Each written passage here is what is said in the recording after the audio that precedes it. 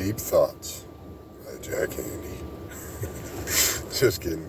I wasn't sure if I was going to make another video or not today, but I'm gonna, and the reason is because I did have a thought. I don't know, when I'm in there working, I put my headphones on. In fact, I was just watching something, a couple of well, not watching, but listening to a couple documentaries on YouTube about old mobsters. Just listened to one about Carmine Galante and Tony Spilotro, the casino guy. Donnie Brasco, that's what's going on right now. But I had a thought earlier. I don't think I know. I absolutely 100% know that one of the main reasons I think I've been able to be successful, not so much successful, but I guess successful in keeping my life on track and staying clean and just working hard and getting my priorities in order and doing what I got to do, and even trying to do the things necessary to live a healthier lifestyle like I've been doing. A lot of it has to do with who you surround yourself with. I know if I were to go back to my hometown and hang out with the same, there's very few of them left anyways, but if they were in there, I would, anyways, the same type of people, you'd fall into the same type of things. Believe it or not, there are people out there too that would really, in my case anyway, I know for sure, and I'm sure anyone listening, they probably have their own, but in my case, there are people out there that would love nothing more than to see me fail. Nothing more than to see me fall on my face, and so they can just be, I told you so. I told he'll never do nothing good. He'll never do nothing, blah, blah, blah. I told you so. And some of them are actually blood family members. So yeah, it's crazy. It's crazy how anybody can think that way. Me personally, there's people out there that I dislike, and I still don't want to see nothing like foul or bad happen to them, or see them fall into a junkie lifestyle or anything, or them get hurt or anything like that. You know what I mean? It's just, I just don't associate with them. No, I don't talk to them. They're not my cup of tea. I ain't gonna sit down and break bread with them. But I don't want to see nothing bad happen to them though. But there are people out there, and like I said, and some of them, I'm not going to name any names, but some of them are blood family members, very close people, that would like nothing more and to see me fall on my face. And in the past, when I have fell on my face, threw it in my face, held it over my head, made fun of me about it or whatever, just this, that, and didn't try to help me, lift myself back up, wasn't there for me, so it's crazy. My circle now, if you can even call it that, what you'd call my inner circle, there isn't even enough people to form a circle, honestly. I have, the person we stay with she's very good to us, very good friend, and I have one other really close friend that I actually started working here with. Really solid dude. He's a lot younger than me, but I'll tell you one thing, man, I've gotten a lot. It's crazy too, because a lot of people think, you're older, you're wiser. That's just not the case at all. I mean, you got to keep an open mind, be able to listen to certain people. If you think you got all the answers, you're never going to find a better one. That's for damn sure. But he's a really, really good friend. Always there, he checks up on us all the time, and I'm not just saying me, on us, asks us how we're doing and this and that, there for us if we need him. We do the same thing. I talk to the guy every day, pretty much. He, pretty much encourages me to stick on the right path and stuff like that. And really, if you ask, my circle of friends, that's it right there. That's really it. And I'm cool with that, though. I am absolutely cool with that. I would rather have one real solid one than 10 phony fuckers, you know what I mean? And sorry for the language, but that's just a fact. So I'm definitely okay with that. I'm actually, to be honest with you, I feel blessed to have even one real solid one like that, you know. So he knows who he is. Shout out to you, Brian.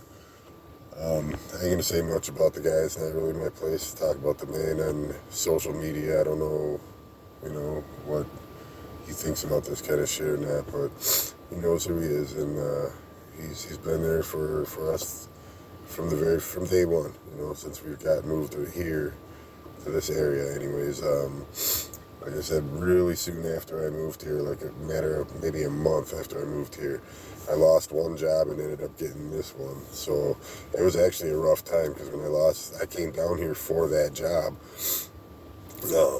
I hit a pole on a forklift and ended up losing that job because of that.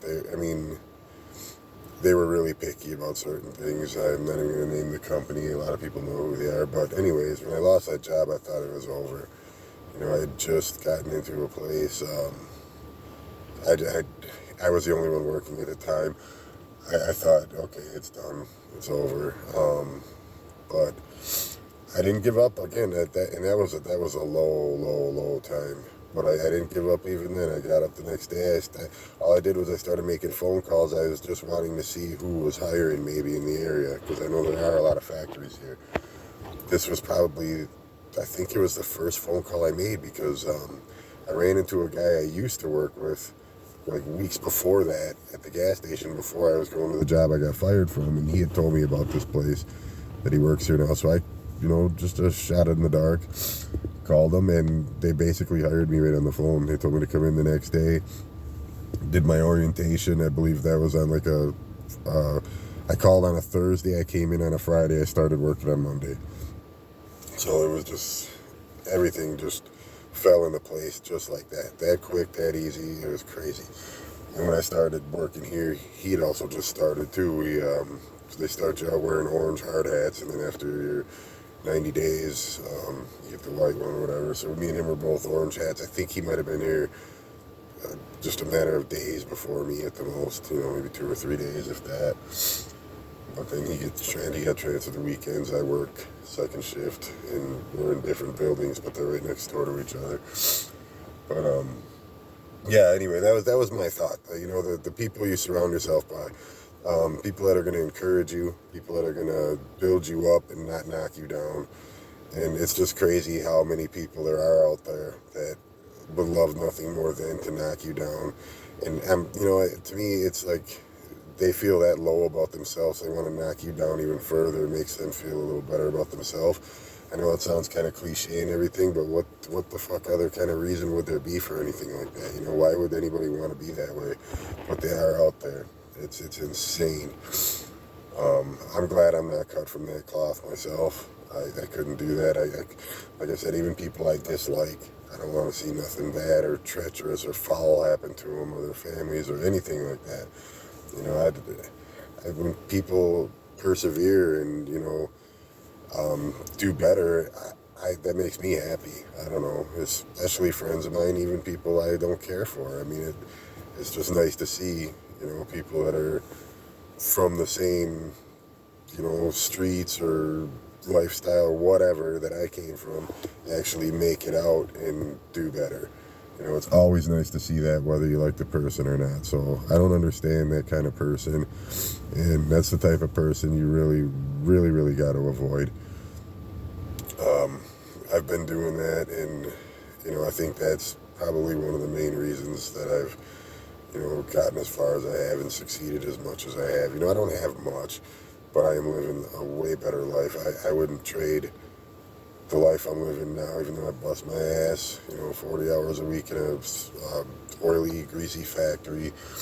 I get to go home, I get to fucking see the people I love, I get to hug my fiance, I get to see my children, my grandchildren growing up. I'm blessed to have all that, you know. Me and my daughters are getting a lot closer. So yeah, I wouldn't trade it for the world, you know, in and out of jail or in and out of the streets. You know, not, like I've said in earlier videos, if you know, you know, your priorities just are not there. So yeah, I wouldn't trade it for the world right now. I'd rather do this than, You know, if you'd asked me this 15, 20 years ago, I would have told you I wouldn't even make it to be this old anyways. So I never expected to see the age of 50. I mean, I'm not there yet. I'll be 50 in March, but I never expected to even hit my 40s. So, you know, that's already, I've already outdone myself there. So, yeah, anyways, I figured I'd make another video because I did, you know, have a deep thought, you know, Deep Thoughts by Jack Handy. I don't know if any of you remember that old Saturday Night Live skit, but Deep Thoughts by Dick Daverson. But anyways, yeah, it's 8:26 right now in beautiful Oshkosh, Wisconsin. I'm still clogged up, still kind of dragging ass, drained, you know, really kind of the feeling, but seems like it's getting better. But I'm not gonna say nothing because the same thing happened yesterday, and then it sucker punched me again, and so I don't know, this whatever this virus is, cold, flu, whatever the hell it is, seems to just want to linger on. My daughter's getting it now too, it sounds like. So yeah, hopefully she's doing okay. I love you, baby girl. And yeah, I hope everyone has a good night. This is probably the last one I'm going to make tonight anyways. I go here and do my last 2.5 hours now and go home and probably do some NyQuil, and I'll probably end up going right to sleep. I've been getting up pretty early, man. So I've been getting to the gym by about 8 o'clock in the morning the last couple of days. So anyways, hope everyone has a good night, and God bless.